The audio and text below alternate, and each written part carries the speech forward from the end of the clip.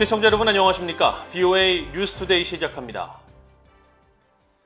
세계 각국에서 신종 코로나 바이러스 백신 접종이 진행되고 있는 가운데 국제사회가 백신의 불공평한 분배 문제 해결을 촉구했습니다.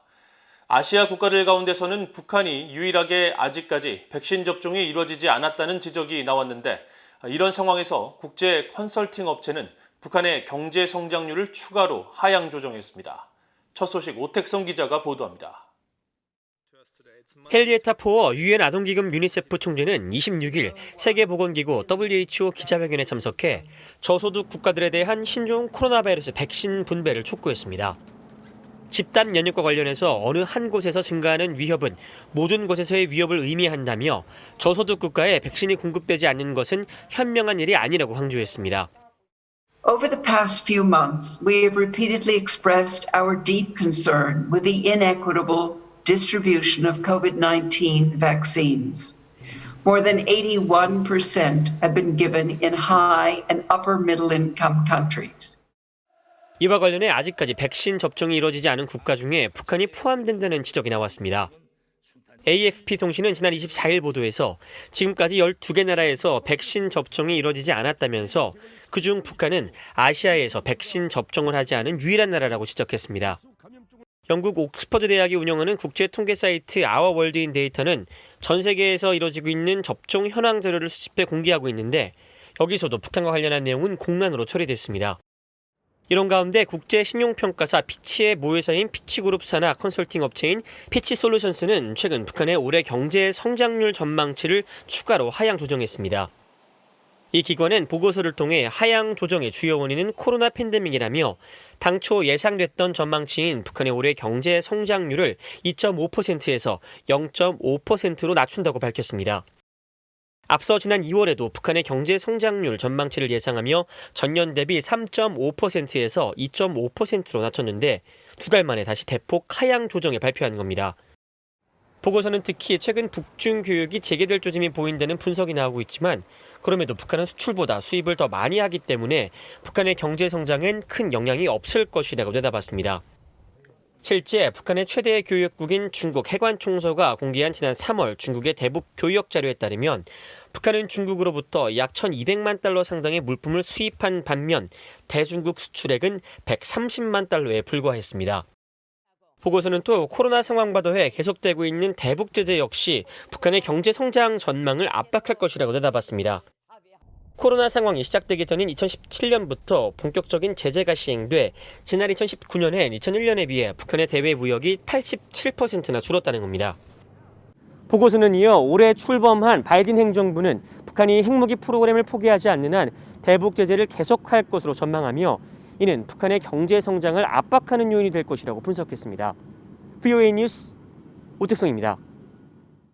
문재인 한국 대통령은 다음 달 하순에 열릴 예정인 미한 정상회담에서 북핵 협상 재개 시 논의될 수 있는 의제를 구체적으로 제시해야 한다고 앤디 김 미국 연방 하원 의원이 밝혔습니다.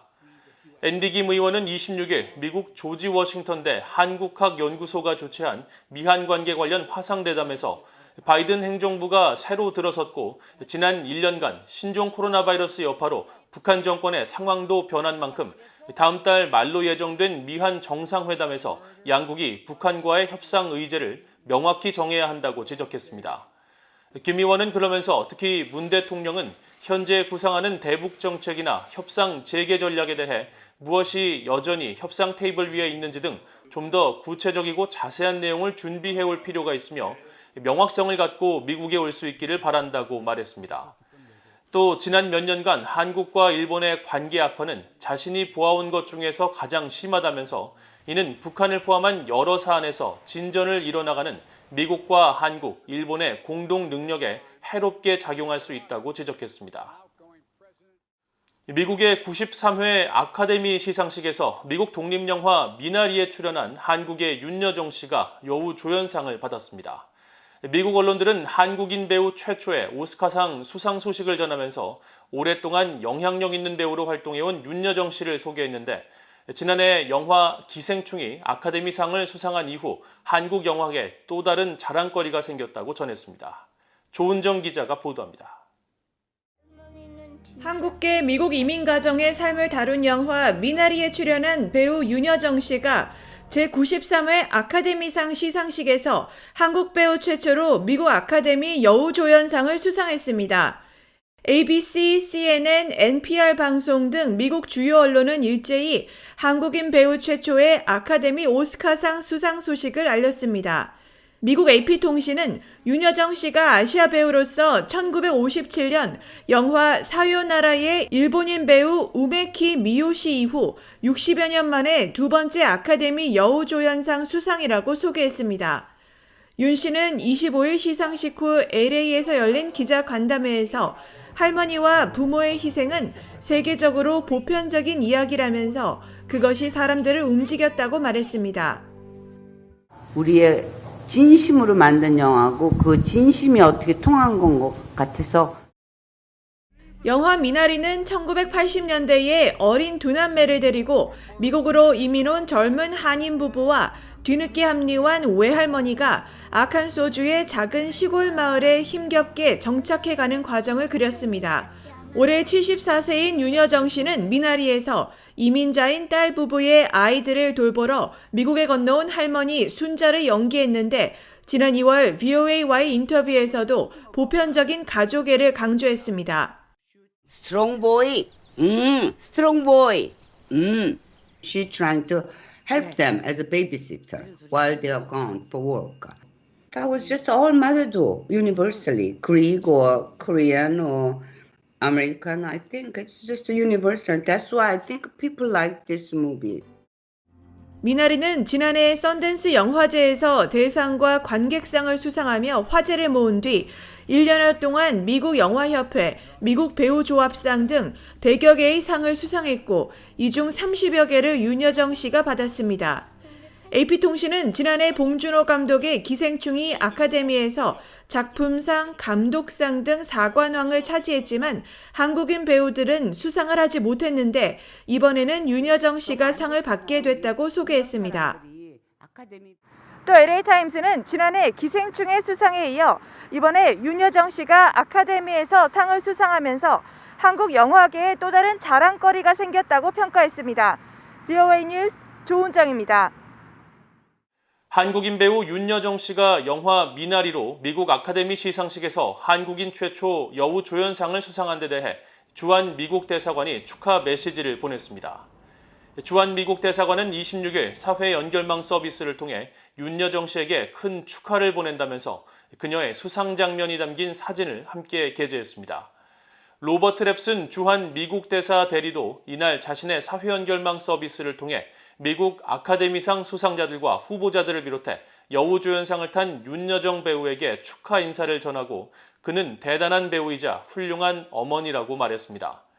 윤여정 씨는 25일 미국 LA에서 열린 세계 최고 권위의 영화제 93회 아카데미 시상식에서 미국 내 한인 이민자들의 삶과 애환을 다룬 미국 영화 미나리로 여우조연상을 수상했으며 미나리는 작품상과 감독상, 나무주연상 등 6개 부문의 후보로 이름을 올렸습니다. 신종 코로나 바이러스 대유행의 영향에도 지난해 전 세계 군비 지출 증가율은 사상 최고치를 기록한 것으로 나타났다고 국제 민간 연구단체가 지적했습니다. 스웨덴의 스톡홀름 국제평화연구소 시프리가 26일 발표한 2020 세계 군비 지출 동향 보고서에 따르면 지난해 전 세계 국방비 지출 총액은 1조 9,810억 달러로 추산돼 전년인 2019년에 비해 2.6% 늘어나 역대 최고 증가율을 기록한 것으로 나타났습니다. 특히 미국은 전년 대비 4.4% 증가한 7,780억 달러의 국방비를 기록해 전체 1위에 올랐으며 핵 현대화와 전략 경쟁자인 중국, 러시아에 대한 위협 인식의 증가로 방위비가 상승해 전 세계 군비 지출의 39%에 달하는 것으로 나타났다고 보고서는 전했습니다. 이어 중국과 인도, 러시아, 영국 순으로 군비 지출이 많았으며 이들 상위 5개 나라의 국방비 지출 합계는 전 세계 국방비의 62%를 차지했습니다. 특히 중국은 군 현대화 등으로 26년 연속 국방비가 증가했으며 일본은 491억 달러 지출로 9위, 한국은 457억 달러로 10위에 올랐고 북한은 자료 부족 등으로 2년 연속 조사 대상에 포함되지 않았습니다. 이상으로 BOA 뉴스투데이를 모두 마칩니다. 시청해주신 여러분 고맙습니다.